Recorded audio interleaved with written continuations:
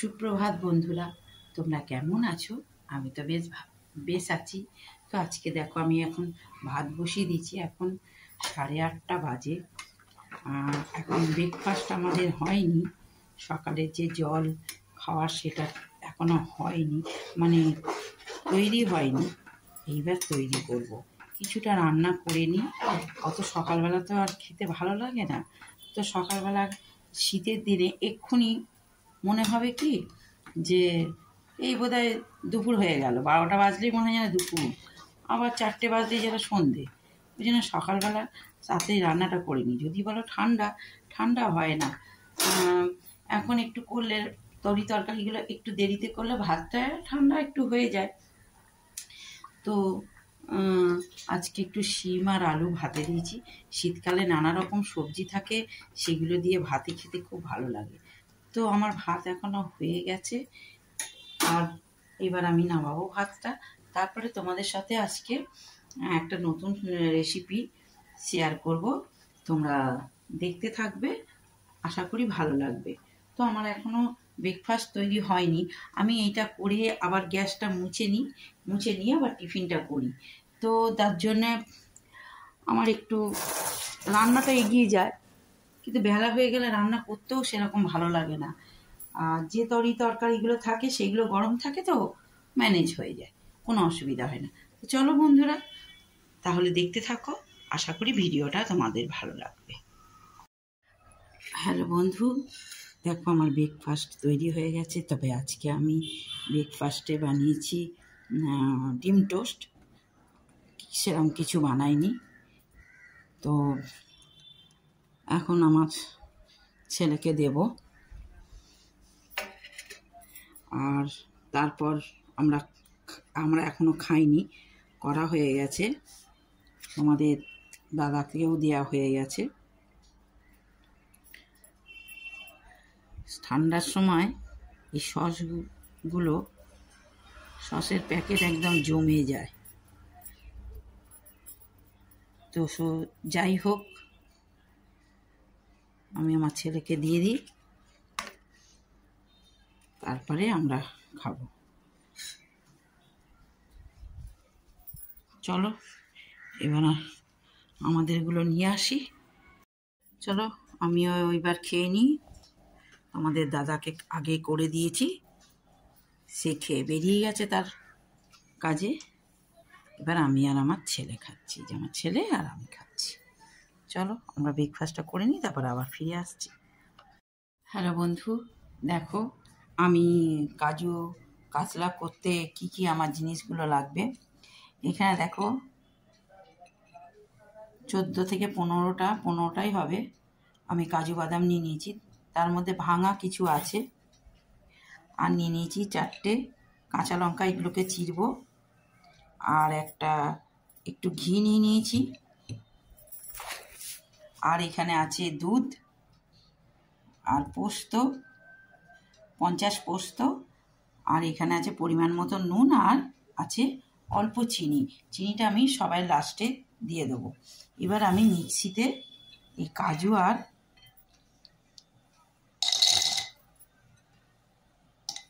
পোস্তটা একটু ঘুরিয়ে নেব। তো চলো বন্ধুরা, আমি করতে থাকি আর তোমরা দেখতে থাকো আমার এই রান্নাটা। দেখো বন্ধুরা, আমি কড়াটা জেলে দিয়েছি, আর আমি এইখানেই দেখো 5 পিস মাছ নিয়ে নিয়েছি। এটাতে আমি কোনো মশলা দিইনি, শুধু নুন ছাড়া। এর মধ্যে কোনো মশলা সেইভাবে যাবে না। আর আমি এইটা সাদা তেলে বানাবো। চলো, কড়া গরম হয়ে গেছে, আমি তেলটা দিয়ে দিই। তেলটা একটু বেশি দিতে হবে, কারণ মাছগুলো ভাজার ব্যাপার আছে।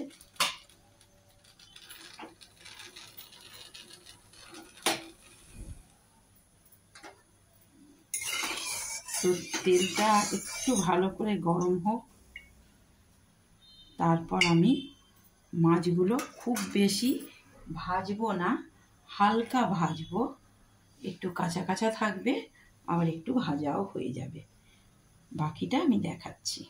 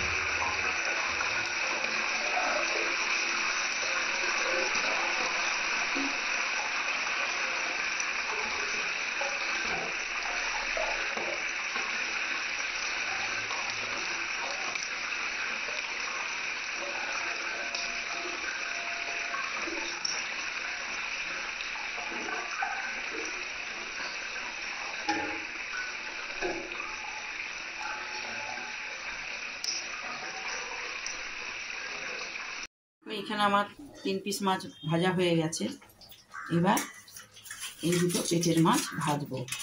তবে বন্ধুরা, এর আগে আমি যখন মাছটা ভাজতে গেছিলাম তোমাদের সাথে একটুখানি তোমাদের দেখানোর জন্য একটু কায়দা করতে গেছিলাম।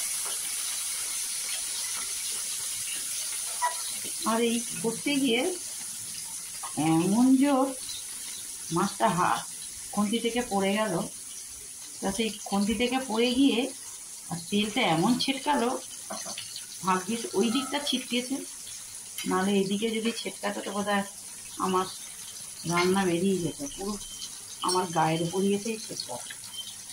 তাহলে আমাকে এই খুন্তি করা ফেলে ছুটতে হতো। বেশি কায়দা করলে যা হয় সেটাই হলো।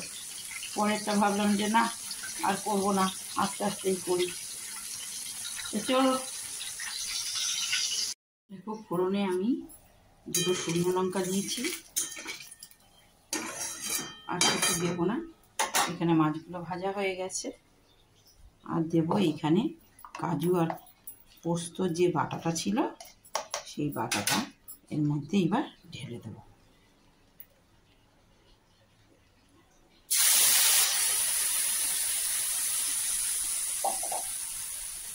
গ্যাসটা ছোট করলাম।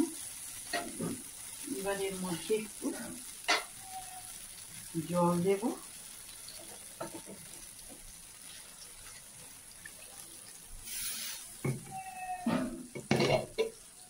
এর মধ্যেও অনেকটা মশলা আছে, পরে দিচ্ছি।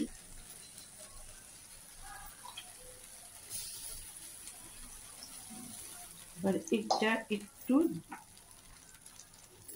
মিডিয়ামে গ্যাসটা রেখে এবার একটু এটা নাড়তে থাকবো, নাহলে যেহেতু এতে কাজু বাদাম দেওয়া আছে, এই বাদামটা তলায় ধরে যাবে। খুব বেশি গ্যাসটা দেব না।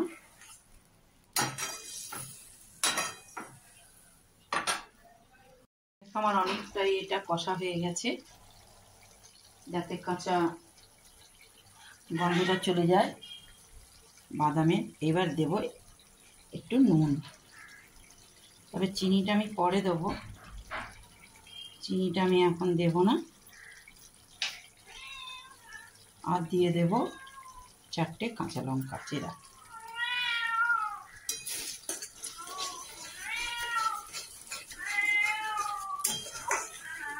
আমার বিড়াল ডাকছে ওর বাচ্চাগুলোকে।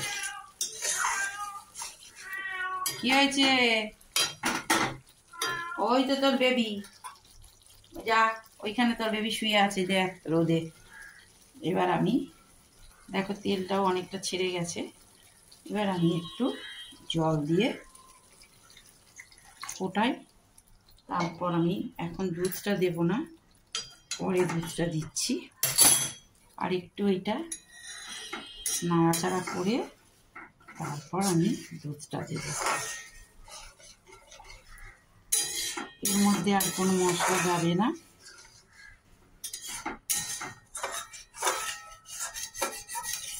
চলো একটু ফুটে যাক, তারপর আবার আসছি।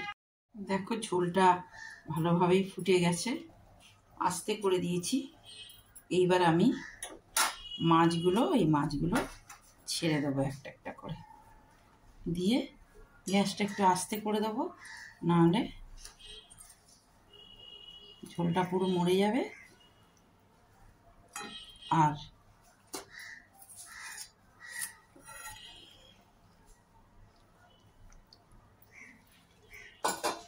মাছটা সিদ্ধ হবে না, যেহেতু খুব ভালো ভাজিনি, একটু কাঁচা কাঁচা ভালো লাগে, তাও একটু ভেজেছি। বেশি কাঁচা মাছ খেতে ভালো লাগে না। এবার একটু চাপা দিয়ে দেবো, তার মধ্যেই হয়ে যাবে। দেখো আমার অনেকটাই হয়ে গেছে মাছটা। এবার আমি একটু দুধ দিয়ে দেবো। এই যে এই দুধটা পুরোটাই দিয়ে দেবো এর মধ্যে।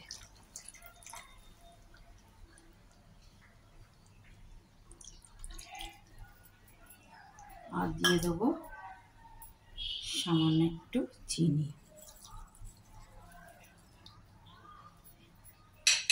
কিছু দেব না, হয়ে গেছে, দেবার নেই। এটা একটু হালকা করে ফুটতে থাকুক, নাহলে দুধটা ফেটে যাবে, মানে কেটে যেতে পারে। এটা এবার আস্তে আস্তে ফুটতে থাকবে, দিয়ে আস্তে আস্তে মরে যাবে। এই যে ঝোলটা আছে, ঝোলটা না একটু মরে গেলে, শুকিয়ে গেলে জিনিসটা ভালো হবে না। আর লাস্টে দেব, রান্নার শেষে দেব একটু ঘি, ব্যাস, আর কিচ্ছু না। ও আমার এই কাজু কাতলাটা হয়ে গেছে। আমি আর একটু এর মধ্যে ঘি দিয়ে দিলাম।